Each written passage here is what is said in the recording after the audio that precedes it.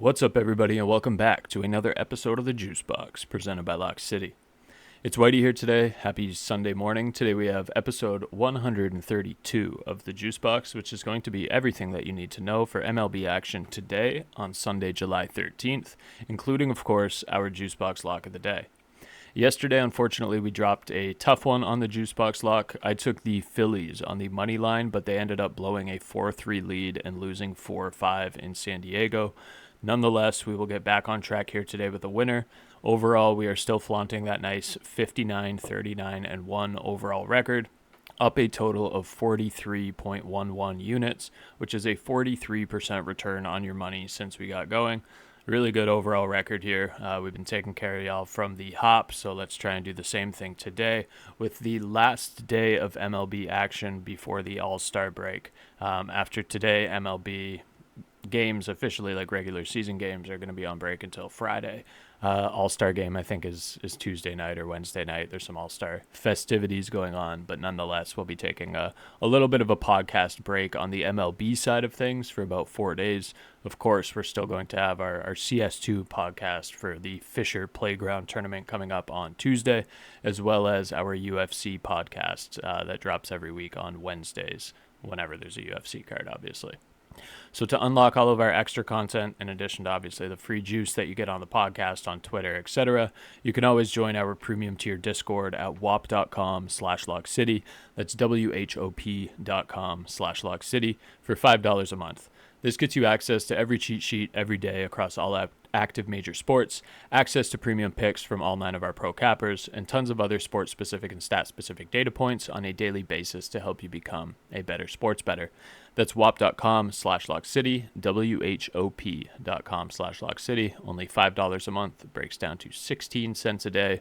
Cheapest thing that you're going to find as far as sports betting goes, and super profitable in every market that we post. Otherwise, we would not be posting it. Alrighty, let's hop into today's. I'll skip the review of yesterday's just because it's about 9 a.m. right now and games start at 1:30, so I'll get this out and give you all some time to digest. First game of the day that we are going to take a look at here is going to be the Cubs and the Yankees at 1:35 p.m. Eastern Time at Yankee Stadium in Bronx, New York. The Chicago Cubs are giving Shota Imanaga a start here, 5-3, 2.80 ERA, .98 WHIP. Excellent pitcher. I love Shota. Will Warren gets a start for the Yanks. Right-handed pitcher, 6-4, 4.70 ERA, 1.40 WHIP. I got to lean the Cubs in this one, man. The Yankees, I know they're getting back on track here a little bit after losing a decent amount of games. They won the first game against the Cubs 11-0. They ended up losing yesterday 5-2. So this is tied 1-1 going into today. Obviously, again, last day of games before the All-Star break here. So a lot of teams here want to put some statement wins on the board before heading into the break. The Cubs are 26-23 on the road. Yankees are 30-18 at home. This feels like the Yankees could take it, but I really like the Cubs as an underdog here. I think Schatz is the better pitcher. If you want to get a little bit more basic, maybe Cubs first 5 money line. I think that's probably good. It's probably going to be about the same, around even money.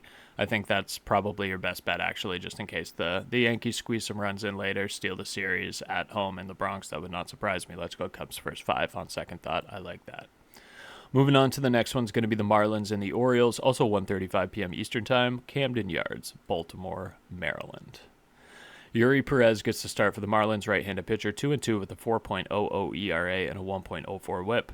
Brandon Young, also a righty, headed out there for the O's. He's 0-3 with a 6.14 ERA and a 1.73 WHIP. This screams Marlins to me. The Orioles here, so this series again tied 1-1. Orioles won the first game 5-2. Marlins won yesterday 6-0. The Orioles have won 3 of their last 5. Marlins have only won 2 of their last 5. They dropped the series to Cincinnati before continuing a road trip and heading out here to Baltimore. Whereas the Orioles have had the benefit of being able to stay at home. They were hosting the Mets. They ended up taking that, and now they're trying to close out this series against the Marlins. Get a couple of wins under their belt, inch closer to 500. In a very tough American League East division to try and gain a little bit of ground here before the All-Star break. But I'm going to go Marlins. I think the Marlins steal this. They always win games that I don't think they should win. So for that reason, let's go Marlins, minus 105 on the money line. I think Yuri Perez is the better pitcher, firstly. But I also think the Marlins are sneaky. These teams have the exact same record, 43 and 51 overall. Marlins are 23 and 24 away. Orioles are 22 and 24 at home. Give me the Marlins. Next one up is going to be the Rays and the Red Sox, 1:35 p.m. Eastern Time, Fenway Park, Boston, Massachusetts. Ryan Pepio gets the start for the Rays. He's 6-6 with a 3.32 ERA and a 1.14 WHIP. Brian Bello gets a start for the Red Sox, 5-3 with a 3.27 ERA and a 1.30 WHIP. I like both these guys, to be honest with you, on the pitching side of things. I want to give the edge to Brian Bello. So, little spoiler alert, or maybe not if you guys saw it on Twitter already. But Boston Red Sox moneyline made our MLB best bet sheet. I love the Red Sox here. Brian Bello, I like what we've seen over his last couple starts there. I mean, he hosted Colorado. He did give up 2 earned runs, but he pitched a complete game. He looked great there.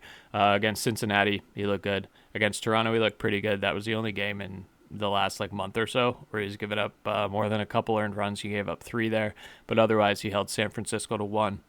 He held the Yankees scoreless over the course of 7 innings. All of these games happening at home, the noteworthy ones. So give me the Red Sox. Red Sox have been the hotter team from top to bottom. I like it. Red Sox money line -120. Let's move on to the next one. I think they continue their reign of terror. They're 5-1 against the Rays this year. I like them to pick up another one before the All-Star break a lot. Next one up, Rockies and the Reds, 1:40 p.m. Eastern Time, Great American Ballpark, Cincinnati, Ohio.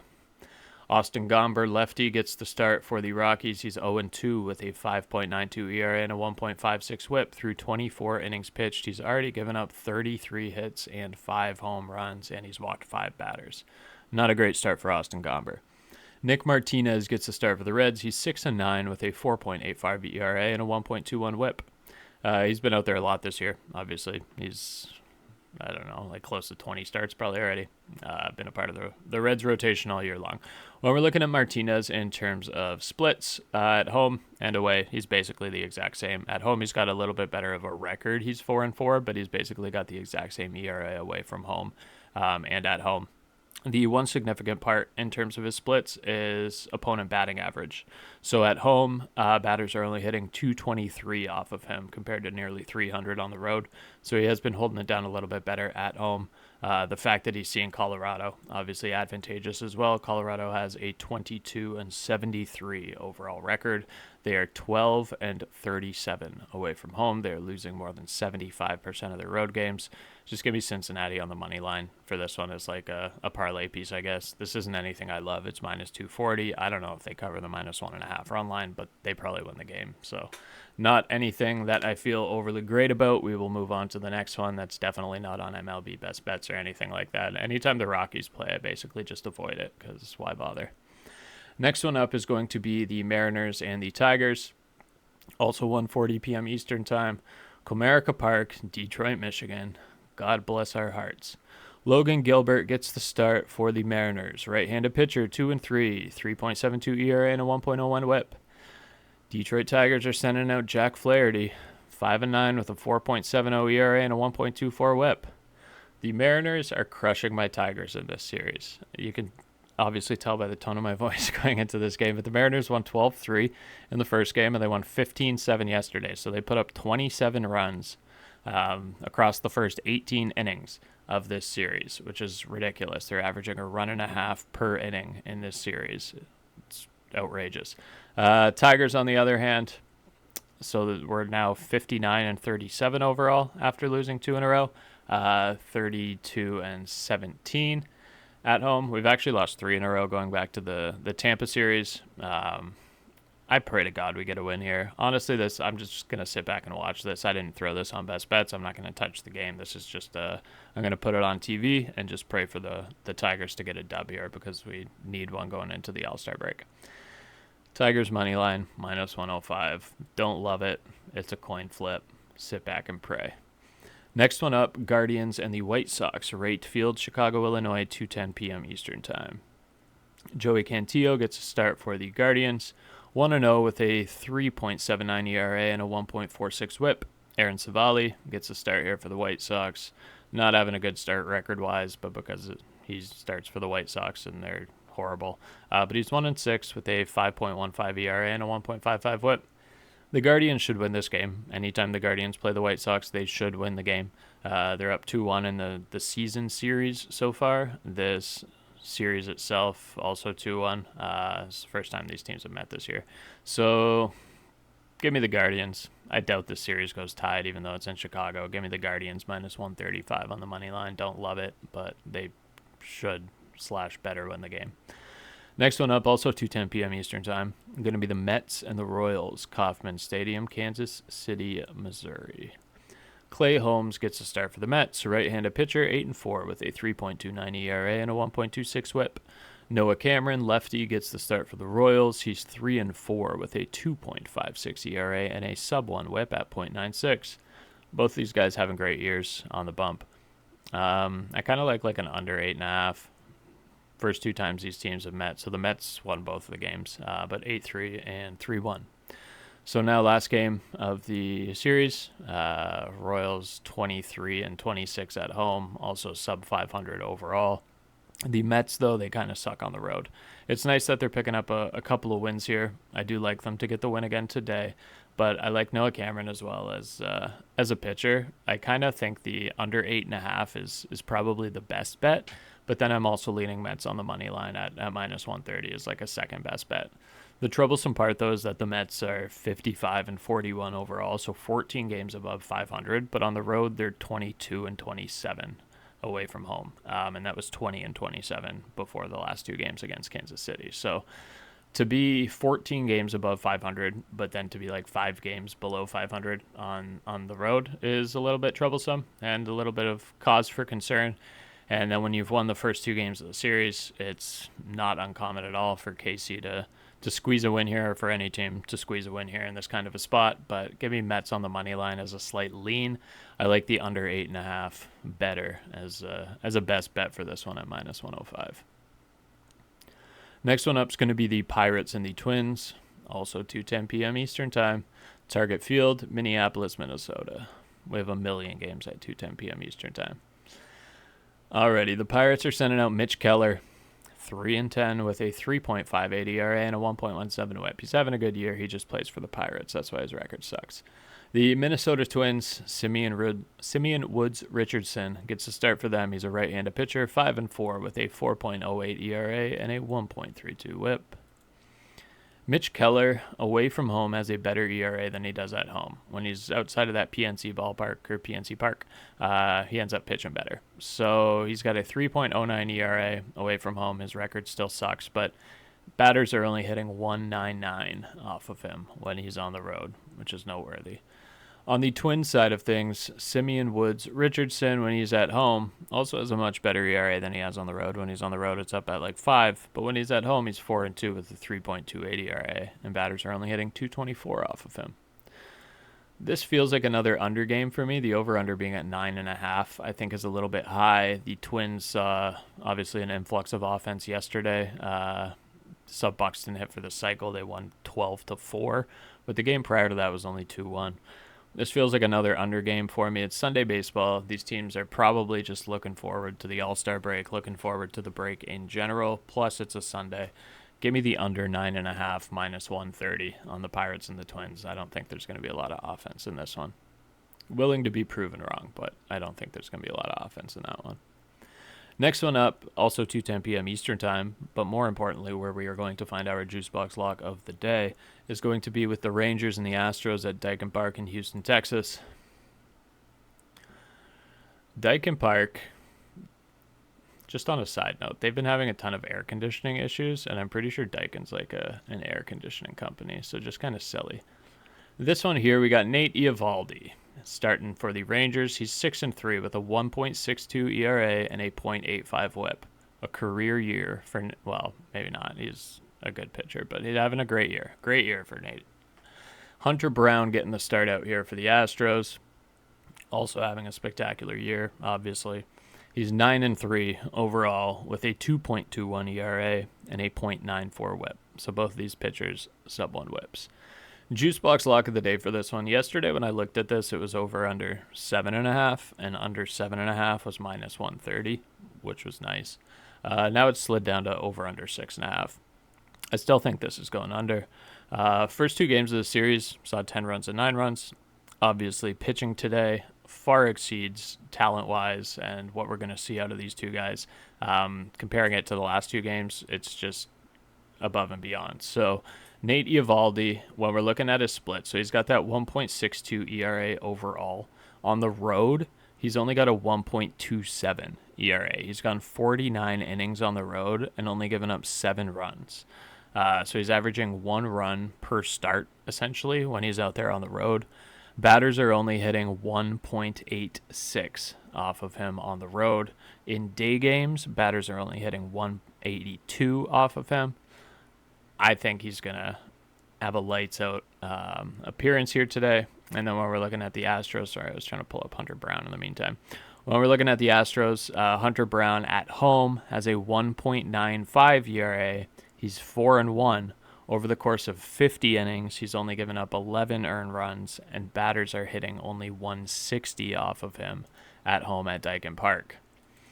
This one here, we're going with the under 6.5. I know it slid down a little bit, but now we get it at plus money, and I still think this game's going under. I see like a 2-1, maybe a 3-2, maybe a 3-2, but probably like a 2-1, 1-0, 2-0 sort of ball game here.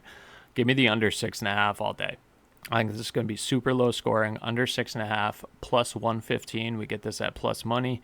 Rangers and Astros, lock that in. JuiceBox Lock of the day, 2:10 p.m. Eastern Time, Daikin Park, Houston, Texas. We'll hop back to it very briefly at the end, but absolutely love that line. I got another over-under I like here in a little bit, almost just as much. That almost made JuiceBox Lock. And we'll talk about that one, obviously, once we get to it. Next one up is going to be the Nationals and the Brewers, 2:10 p.m. Eastern Time as well. American Family Field, Milwaukee, Wisconsin. Jake Irvin gets a start for the Nats. He's 7-4 with a 4.78 ERA and a 1.31 WHIP. When we're looking at Jake Irvin's splits on the road, not great. 5.81 ERA, and batters are hitting 270 off of him. He's given up 14 home runs in 57 innings pitched on the road. In those 57 innings, he's given up 62 hits for 38 runs. Not spectacular. On the Brewers side of things, they're going to be starting Freddie Peralta, 10-4 with a 2.74 ERA and a 1.09 WHIP. When we're looking at Freddie's splits at home, he is a perfect 6-0 with a 1.56 ERA. He's been excellent at home. You know where this is going. This one also made MLB Best Bets. It's going to be Brewers on the run line. Brewers minus 1.5, minus 115. The Brewers are 55-40 overall. They're also 32-17 at home. The Brewers won the first two games of this series by scores of 8-3 and 6-5. The Brewers are on a nice little win streak here. They obviously took care of work at the Dodgers. The Dodgers are on a 7-game losing streak now, but they swept the Dodgers. So far, they're beating the Nationals. They could sweep another series here going into the All-Star break. They're one of the hottest teams in baseball. Give me the Brewers on the run line, minus 1.5 at minus 115, which is actually an improvement from yesterday because on MLB Best Bets, I threw it on there at minus 125, which is what it was last night. So we got some line improvement there, which is a little bit weird, but we're going to take it for sure. Next one up, 2:15, 5 minutes later, Eastern Time, Busch Stadium, St. Louis, Missouri. The Atlanta Braves are undecided. Okay, we'll skip this one then.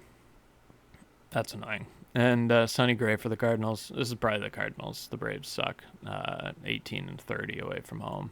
That's probably the Cardinals, regardless of who the Braves start, but we can't really go too much into it because we don't know who they're starting. Next one up is going to be 4:05 p.m. Eastern Time at Oracle Park in San Francisco, California. This is going to be the Dodgers and the Giants. Dodgers are giving Yoshinobu Yamamoto the start, 8-7 with a 2.77 ERA and a 1.07 WHIP. The Giants are giving Robbie Ray the start, 9-3 with a 2.63 ERA and a 1.10 WHIP. Both these guys having great years. Dodgers, like we said, they picked up the win yesterday, but prior to that had lost 7 games in a row, which was their longest losing streak since 2017, I think, 2016, something like that. I saw on Twitter. They were having a little bit of a rough patch. Still overall, obviously a great team.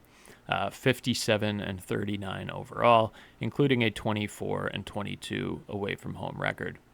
The San Francisco Giants, also obviously a great team.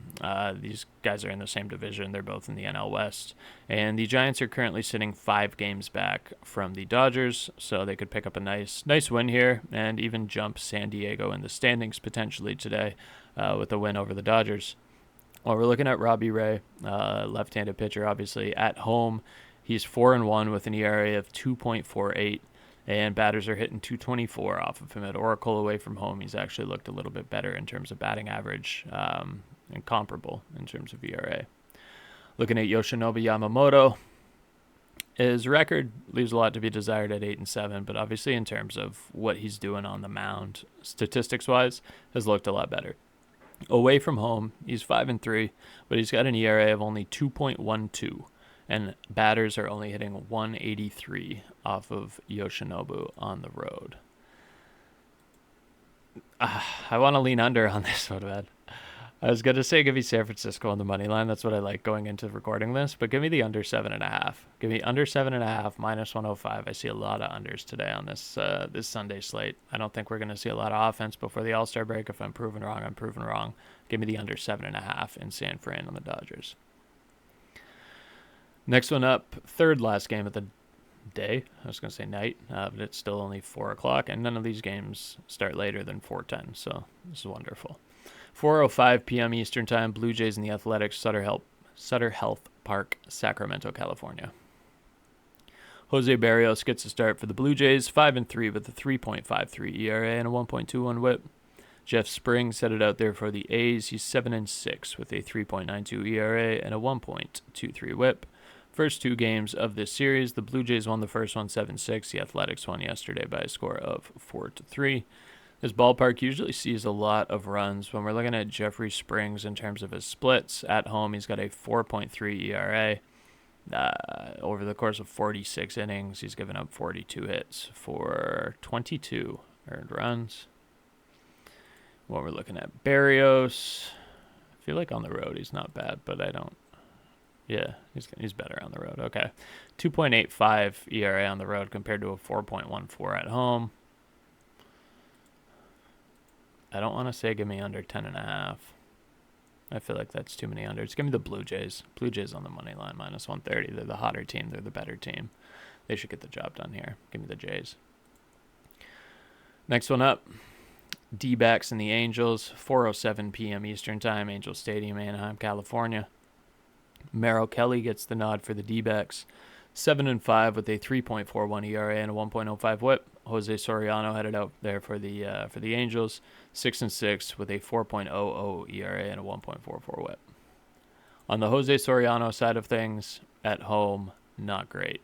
Away from home, he's 5-2 with a 2.47 ERA. But at home, he's 1-4 with a 6.07 ERA, and he's getting smashed. Batters are hitting 282 off of him. Then when we look on Arizona, we got Merrill Kelly, not having a great year overall.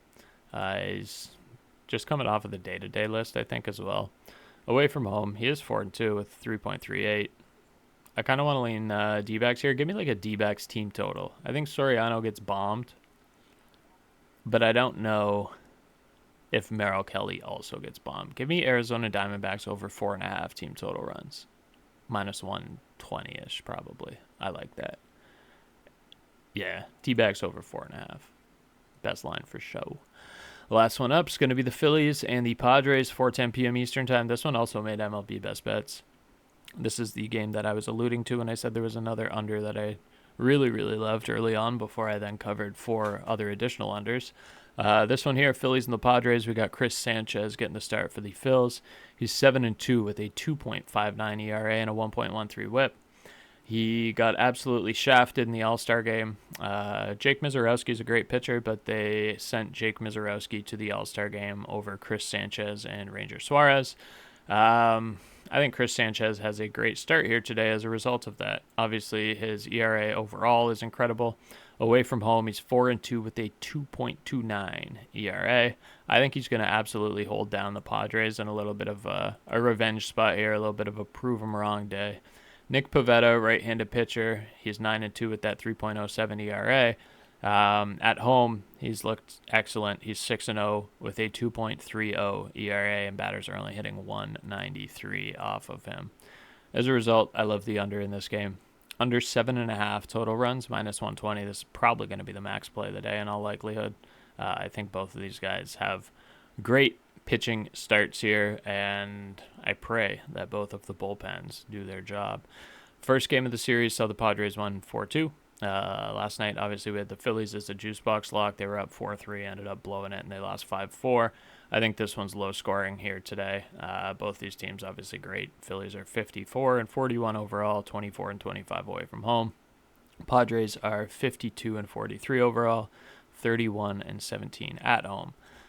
Splits favor each of these guys. I think Sanchez again is in a great spot after getting shafted from the All-Star game. Give me the under 7.5 on this one as a second favorite line of the day, just behind that JuiceBox Lock, which we'll slide right back on up to. That's going to be the Rangers and the Astros game, 2:10 p.m. Eastern time. We're going to snag that under 6.5 in this one. We got Nate Eovaldi and Hunter Brown. Nate Eovaldi's got a 1.62 ERA overall, but when we're looking at Nate Eovaldi at home, he's got a 1.27 ERA, which is ridiculously low. Batters are only hitting 186 off of Eovaldi when he's on the road.